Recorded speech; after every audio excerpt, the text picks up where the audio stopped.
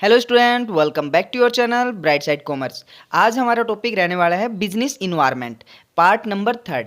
अगर इससे पहले वाली वीडियो अगर आपने नहीं देखी है, जिसमें मैंने प्रॉपर इसके डायमेंशन, बिजनेस इन्वायरमेंट के इंपॉर्टेंस, फीचर्स के बारे में प्रॉपर अच्छे से डिफाइन किया है, उसके डिस्क्रिप्शन में लिंक मैंने डाल दिया। वहाँ से आप जाके उन टॉपिक्स को आप अच्छे से क्लियर कर सकते हैं।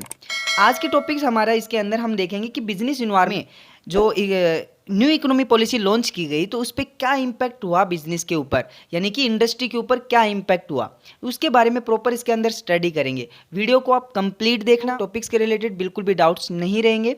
चलो आज की वीडियो हम करते हैं स्टार्ट। तो इसमें सबसे पहले हम जानते हैं कि न्यू इकोनॉमी पॉलिसी जो 1991 में लॉन्च की गई थी, उसका मेन मोटो यही था कि ज़्यादा से ज़्यादा इंडस्ट्रियल सेक्टर को डेवलप किया जाए। क्योंकि इससे पहले जो इकोनॉमी चलती थी वो क्या थी, बिल्कुल रिस्ट्रिक्शन था। जो भी कंपनियां होती थी वो ज़्यादा इन्वेस्टमेंट नहीं कर पाती थी, बहुत सारे प्रॉब्लम थे। लेकिन 1991 जैसे ही लॉन्च हुई पॉलिसी आई, उसके बाद में हमारा एफडीआई भी बढ़ा और लगातार इकोनॉमिक ग्रोथ भी हुई।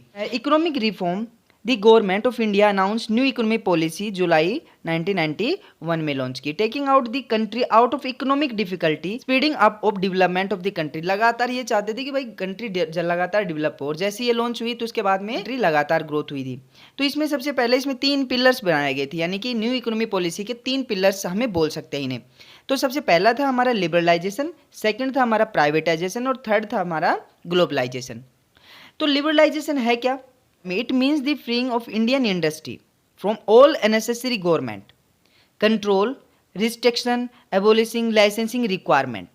यानी कि जो भी पहले कंपनियों को लिबरलाइजेशन में क्या हुआ, किस चीज़ की छूट दी गई कि जो पहले कंपनियां थी उनके ऊपर रिस्ट्रिक्शन थे कि हर एक चीज़ को आप प्रोडक्शन करने के लिए गवर्नमेंट को लाइसेंस लेना पड़ता था, स्टेब्लिश करने के लिए लाइसेंस लेना पड़ता था। उन सभी के बारे में कहीं ना कहीं गवर्नमेंट का बहुत ज़्यादा इसके ऊपर कंट्रोल था। तो गवर्नमेंट ने क्या कर दिया, उनको सभी जो अननेसेसरी जो भी गवर्नमेंट के कंट्रोल में थी, जो पावर्स थी, उनको हटा दिया गया। यानी कि गवर्नमेंट ने जो भी रिस्ट्रिक्शन थे वो भी हटा दिए, कम कर दिया। जो भी लाइसेंसिंग जो रिक्वायरमेंट पहले होती थी कि भाई ये प्रोडक्ट बनाते हो इसके लिए आप लाइसेंस लोगे, लाइसेंस की जो प्रोसेस था वो बहुत लॉन्ग टाइम तक चलता था। तो इसकी वजह से इसमें भी उन्होंने फ्री कर दिया। Deciding the scale business of the removal the restriction of the movement of goods and services, यानी कि उनके ऊपर हर एक चीज़ से कहीं ना कहीं लाइसेंस पे ज़्यादा फोकस किया गया। कि काफ़ी इंडस्ट्री क्या थी कि पहले इन्वेस्टमेंट नहीं करती थी क्योंकि उनके ऊपर लाइसेंस का रिस्ट्रिक्शन होता था, उनको लाइसेंस लेना पड़ता था और उनको पूरा एक तरीके से अपना इकोनॉमी का पूरा जो भी प्रोसेस होता था वो गवर्नमेंट के सामने रखना पड़ता था, बताना पड़ता था। इसलिए ज़्यादातर प्राइवेट कंपनीज में नहीं आते थे। तो गवर्नमेंट ने क्या किया, रिस्ट्रिक्शन हटा दिए कि आप बिना लाइसेंस के आप प्रोडक्शन कर सकते हो। बस कुछ एक जो ऐसी इंडस्ट्री थी जिसके अंदर गवर्नमेंट का कंट्रोल था। तो इसके लिए लिबरलाइजेशन में यही फोकस किया गया कि ज़्यादा से ज़्यादा कंपनियों को फ्रीडम दी गई, लाइसेंस से रिस्ट्रिक्शन हटाए गए, तो जिससे ज़्यादा से ज़्यादा कंपनियां उसमें इन्वॉल्व होने लगी और इन्वेस्टमेंट करने लगी। सेकंड आता है हमारा प्राइवेटाइजेशन। तो प्राइवेटाइजेशन में सबसे पहले हम समझते हैं कि जो पब्लिक सेक्टर जितनी भी कंपनियां थी, यानी में 1991 से पहले क्या था, गवर्नमेंट अपने हिसाब से चलाती थी। लेकिन गवर्नमेंट ने पहले क्या देखा कि बहुत सारी ऐसी कंपनियां थी जो बिल्कुल लॉस में चल रही थी, यानी कि उनके अंदर अच्छे से प्रोडक्शन भी नहीं हो रहा था, ज़्यादा देख रेख भी नहीं हो रही थी, क्योंकि इसमें गवर्नमेंट ज़्यादा उस चीज़ पर इन्वॉल्व नहीं हो पाती थी। तो उन्होंने क्या किया, डिसीजन किया कि ये कंपनियां हैं जो ज़्यादातर लॉस में चल रही हैं या उस कंपनियों को बंद किया जा रहा है, तो क्यों ना इन्हें प्राइवेट हाथों में दो, मतलब कि प्राइवेट के हाथों में दे दिया जाए। तो प्राइवेट के हाथों में देने का मतलब क्या था, ज़्यादा से ज़्यादा प्राइवेटाइजेशन बढ़ाना। प्राइवेटाइजेशन बढ़ाने से क्योंकि जितने भी इंडस्ट्रियल जो भी बड़े बड़े जो बिजनेसमैन है वो ज़्यादा से ज़्यादा पैसे लगा पाएंगे, उसके अंदर इन्वेस्टमेंट कर पाएंगे और यहाँ एम्प्लॉयमेंट भी क्रिएट होगा।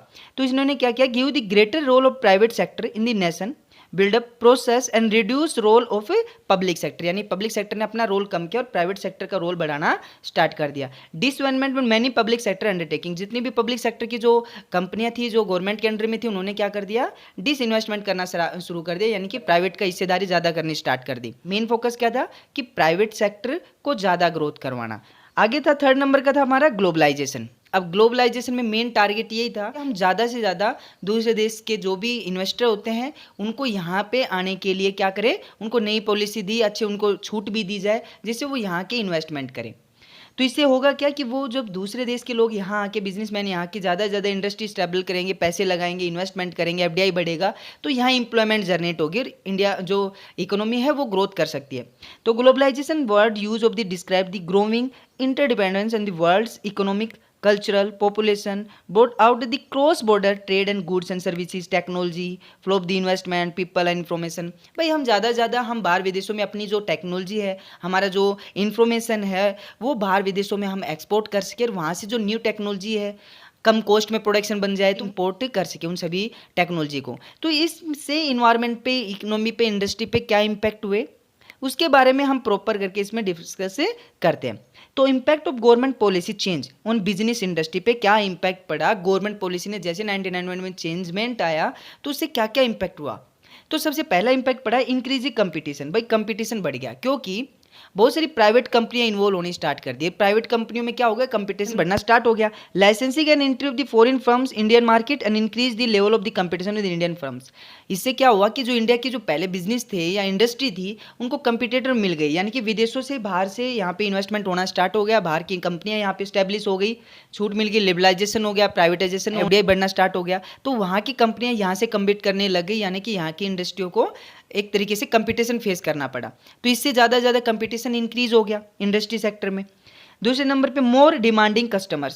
भाई कस्टमर को भी जागरूक हो गई, यानी कि ज़्यादा उनको प्रोडक्शन मिला देखने को, ज़्यादा उनको हर एक सर्विसेज अलग अलग जगह पे मिलनी स्टार्ट हो गई।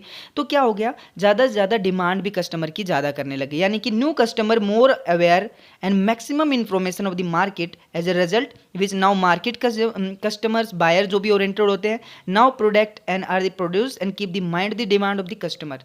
मतलब कि जो भी कंप्यूटर बिजनेसमैन भी, अब जो इंडस्ट्री थी वो भी ये सोचने लगे कि कस्टमर जागरूक हो गया, कस्टमर को अवेयरनेस आ गई कि अब इतने का प्रोडक्ट आता है, इस प्रोडक्ट यहाँ पे इतने का प्राइस है, दूसरी जगह पे कितने का मिल रहा है, एक्सपायरी डेट या इसका ये मैक्सिमम। तो उन सभी के हिसाब से कंपनियां भी क्या हो गई, उसी कस्टमर के अकॉर्डिंग प्रोडक्ट बनाना स्टार्ट कर दिया जैसे कस्टमर चाहते हैं। तो ज़्यादा डिमांड भी ज़्यादा करने लगे customers. Rapidly changing technology environment आना था क्योंकि ग्लोबलाइजेशन होने से बाहर से एक्सपोर्ट ज़्यादा कंपनियां यहाँ आई तो इंडस्ट्री के अंदर न्यू टेक्नोलॉजी भी आई। तो the tough competition among the business firm have a process them the focus on developing innovation way of order and ensure the survival of growth।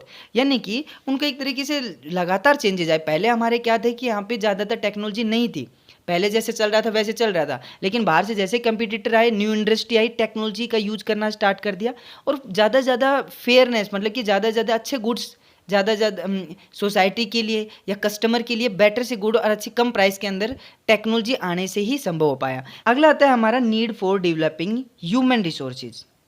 The changing market condition today, जैसे लगातार market change हो रहा था new economy policy launch होने की वजह से, required people with higher competence with greater commitment and they are need to developing human resources. मतलब कि उन ज़्यादा रिसोर्सेज की ज़्यादा रिक्वायरमेंट हो रही थी जो अच्छे से काम को कर सके और इफेक्टिव से कर सके और जिससे कॉस्ट और बेटर तरीके से नए मेथड के साथ में अडोप्ट, जो भी न्यू टेक्नोलॉजी उसको भी अडोप्ट कर सके, उसके उनकी ज़्यादा नीड्स होने लग गई। Which would the increase the effectiveness और एफिशिएंसी, जिससे उसकी क्या हो, ज़्यादा इफेक्टिवनेस भी बढ़े कंपनी की। भाई कंपनी तभी तो डेवलप होगी अगर सही से उन मशीनों का यूज करना भी आना चाहिए। मार्केट ओरिएंटेड है कि earlier selling concept was famous in the market, new it place it taken by the marketing concept and today from produce those good services which are required by the customer. Market oriented यानी कि उन सभी बातों का भी face करना। अब company जितनी भी होती है, जितना भी प्रोडक्शन करती है, पहले मार्केट का एनालाइज करती हैं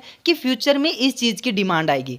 जैसे ही न्यू इकोनॉमी पॉलिसी चेंज हुई तो बहुत सारे कंपटीटर आ गए, बिजनेस खुल गए, बड़ी इंडस्ट्री आ गई, तो क्या हो गया, बाहर एक्सपोर्ट इंपोर्ट हम करने लगे। तो पहले ये जानना है कि मार्केट में वहाँ पे किस चीज़ की डिमांड है, कस्टमर कैसे हैं, किस हिसाब से वो डिमांड करते हैं, उसके हिसाब से ही हम प्रोडक्शन करेंगे। तो मार्केट का ओरिएंटेशन भी बढ़ना स्टार्ट हो गया। बिजनेसमैन जितने भी थे बिजनेस, वो सभी इस चीज़ की स्टडी करते, फिर जाके उन चीज़ों को प्रोडक्ट करते। तो मार्केट ओरिएंटेशन भी बढ़ा एक तरीके से बिजनेस न्यू इकोनॉमी पॉलिसी आने से।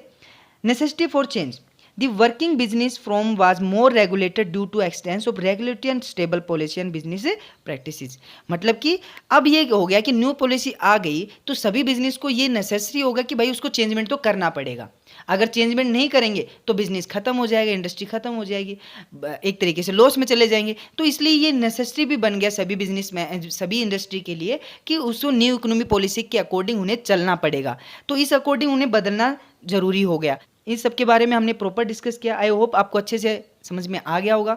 अगर वीडियो आपको अच्छी लगी हो तो प्लीज़ इसे like, share, comment and subscribe जरूर करना। मिलते हैं नई टॉपिक के साथ में, नई क्लास में। Thank you.